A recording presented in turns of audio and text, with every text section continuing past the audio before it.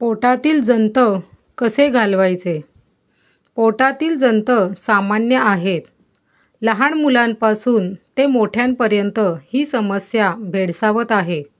चला तर मग जाणून घेऊयात पोटातील जंत कसे घालवायचे. पोटातील जंत घालवण्याचे एकदम घरगुती आणि सोपा उपाय आपण पाहणार आहोत. नमस्कार मंडळी, SSZ स्टोरी या आमच्या यूट्यूब चॅनलवर तुम्हा सर्वांचे मनापासून खूप खूप स्वागत आहे. पोटातील जंत नष्ट होण्यासाठी लसणाच्या 2 ते 3 पाकळ्या चपलांखाली ठेवल्या पाहिजेत व त्याचा रस त्वचेतून रक्तप्रवाहात जातो. आपण आपल्या रोजच्या जेवणात हळद, आले आणि दालचिनीचा वापर केला पाहिजे. व्हिडिओ तुम्हाला कशी वाटली कमेंट्समध्ये नक्की कळवा. सर्वप्रथम चॅनलवर नवीन असाल तर चॅनलला सबस्क्राईब करा, व्हिडिओला लाईक करा आणि व्हिडिओ शेअर करायला अजिबात विसरू नका.